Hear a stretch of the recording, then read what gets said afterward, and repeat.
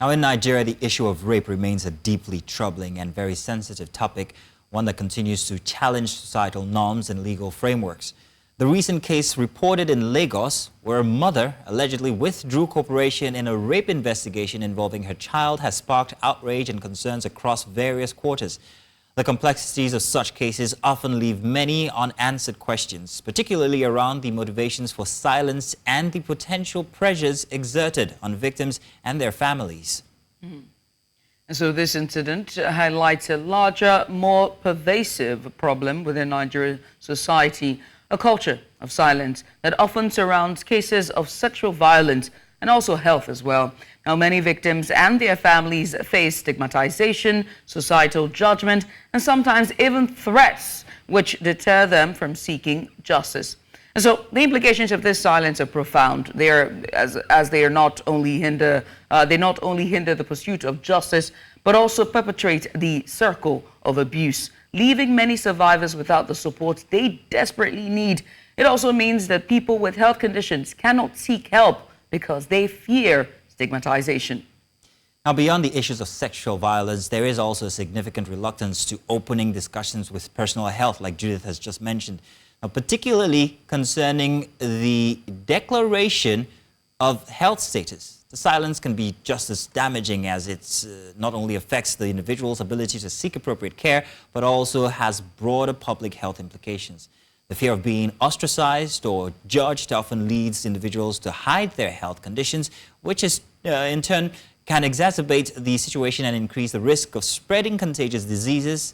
So the need for a cultural shift towards openness and transparency in health matters is crucial for improving overall health, public health outcomes. And so to help us shed light on these issues and to give more, in-depth look into this, we're being joined by an honorable doctor, a very wonderful doctor here, and it's none other than Dr. Owen Omo-Ojo. She's She is a public health expert, and she'll be providing insight into societal impacts of not only sexual violence, but also the reluctancy to diverge your health status. Doctor, thank you so much. Yeah, Judith, we also have with us Benjamin Hundeyin, who's going to be joining us. He's the Lagos State Police Public Relations Officer who will offer the law enforcement perspective on the case in similar instances. You're welcome, sir. Good to have you here on the show. Good morning, and thanks for having me on the show today. Thank you very much for joining. Thank you for joining us. Let's start from inside the studio here with Dr. Owen. Thank you for joining us. Please, Doctor, first off, what are the psychological implications of people who might have gone through this kind of experience in the long term? Okay, so first of all, let's identify what rape is, and that's a form of domestic violence, right? And let's also establish that it's not just men, it's not just women who are victims of sexual assault. Men and boys are also victims of sexual assault. And so that needs to be established first, because when we talk about sexual assault, we're more focused on the women, but we need to also understand that boys also experience sexual assault. When we talk about the long-term effect, it's not just psychological. Yes, that plays a major role in it, because especially when a person has been a victim, or we like to call them survivors, right? A person has survived some form of domestic violence, whether it's sexual assault, whether it's rape. If they haven't received the necessary support, that tends to have long-term, effects on them. Especially when they don't have a safe space to talk about it. That could lead to,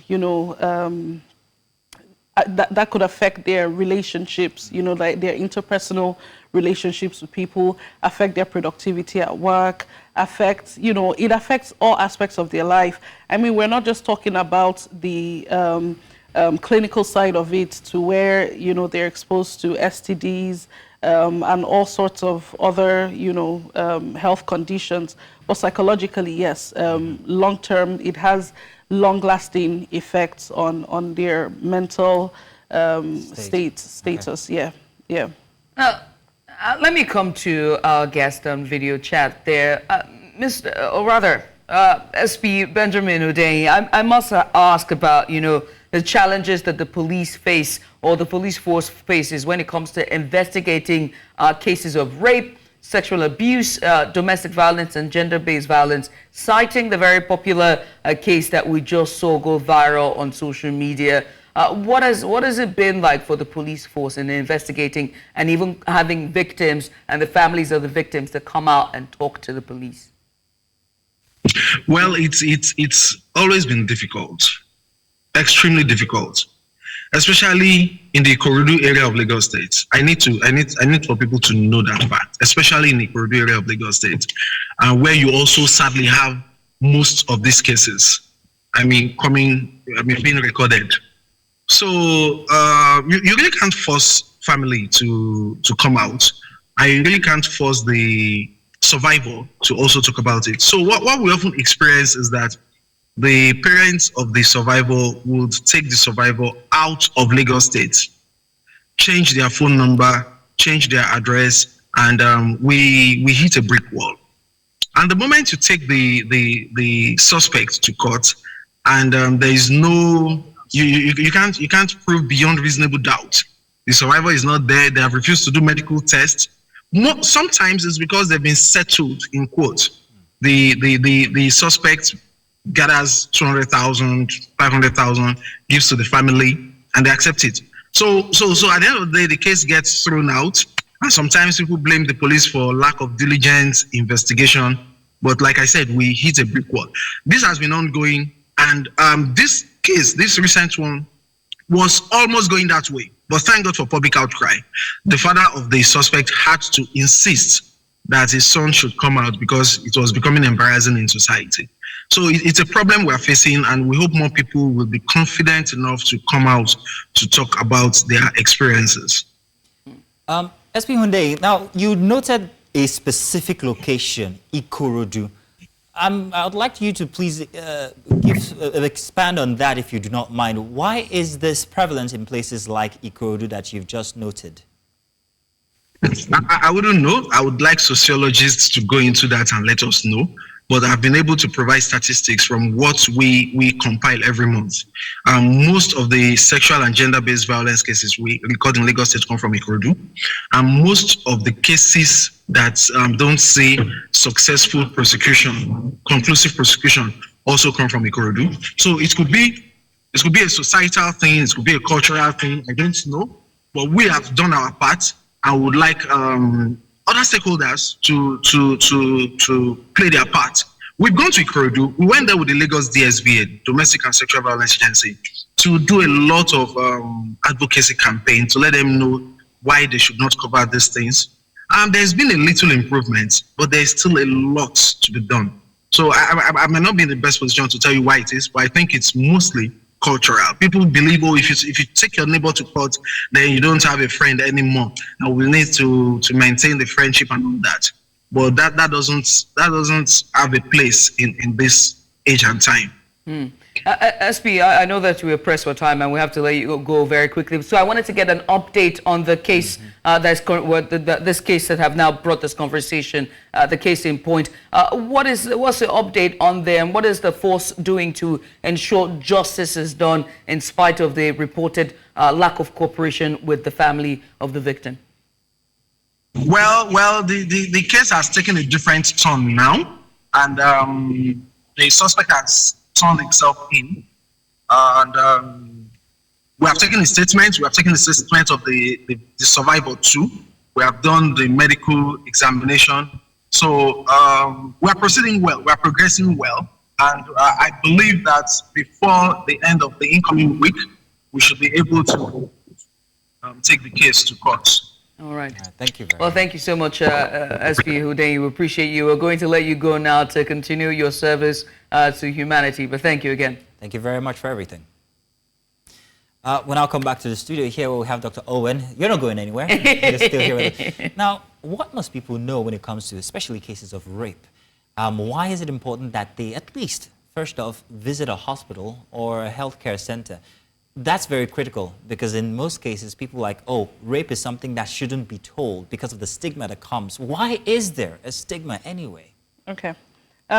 So I first of all heard what the SP Yes. said, that they've done their part.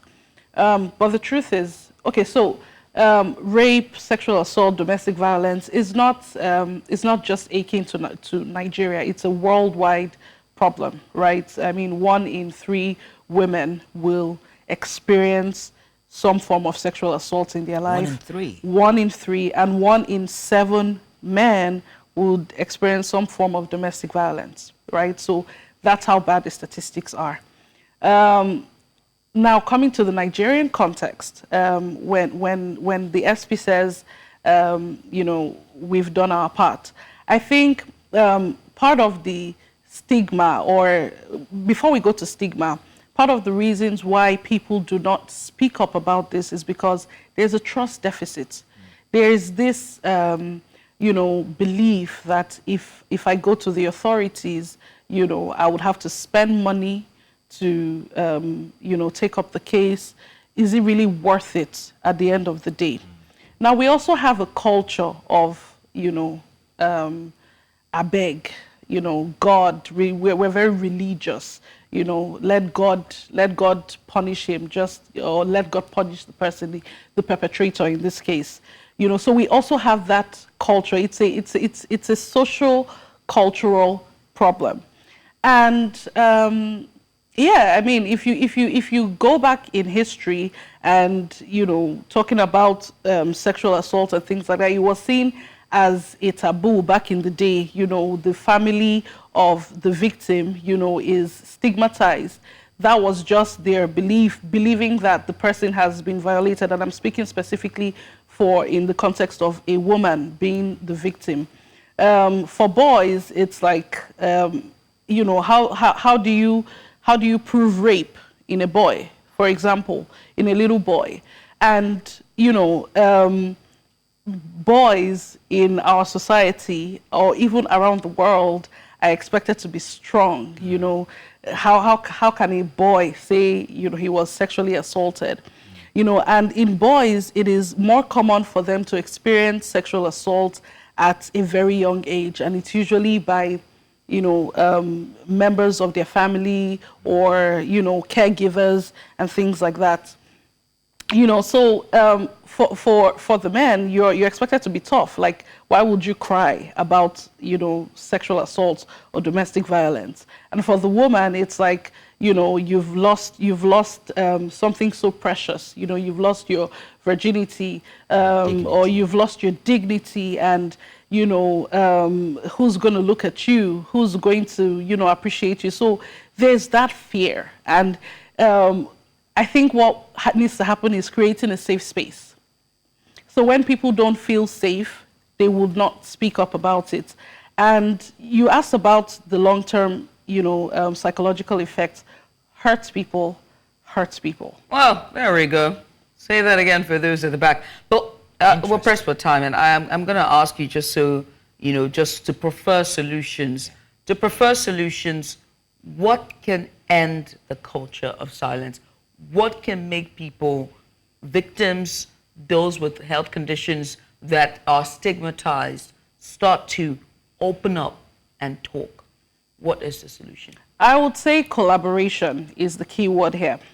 So there are multiple stakeholders, and there has to be collaboration across all levels. Collaboration with government, right? Collaboration with law enforcement, legislation, right? Recently, the local governments got financial autonomy, but maybe they can actually have full autonomy to where we're bringing services closer to the people. And, you know, we have the resources to cater to these people. Because this case happened, and I saw comments, I mean, the case in Point that we spoke about, and I saw comments about, you know, where's the Minister for Women Affairs?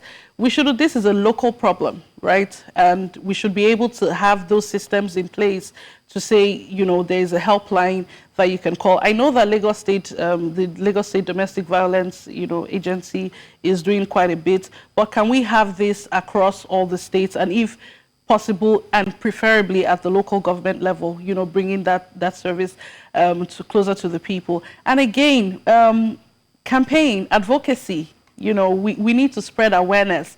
I'm happy we're having this discussion because the media is a critical stakeholder, right? Spreading the awareness about this, that it's okay to not be okay. It's okay to talk about this, you know. NGOs, there are a couple of NGOs, you know, that provide support for domestic violence cases. And I think in that, strengthening those NGOs and having support groups, you know, for survivors of domestic violence. And I want to reiterate again, not just for women, but for men as well, for boys and girls. And just spreading the awareness and, yeah, multi-level stakeholder collaboration, very important.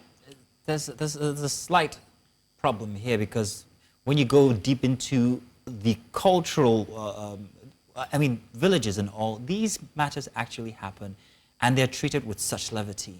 How can awareness or campaigns penetrate that far? Again, collaboration. So whilst, yes, sometimes you don't need to reinvent the wheel, but you have to understand the context. So if you want to go to, say, a village, in my village, Hundeyin village, for example, the type of campaign tools and the type of message that you're going to be taking to Hundeyin, the type of strategy that you will take to Hundeyin village is different from if you were doing this campaign, say, in Ikoyi, right?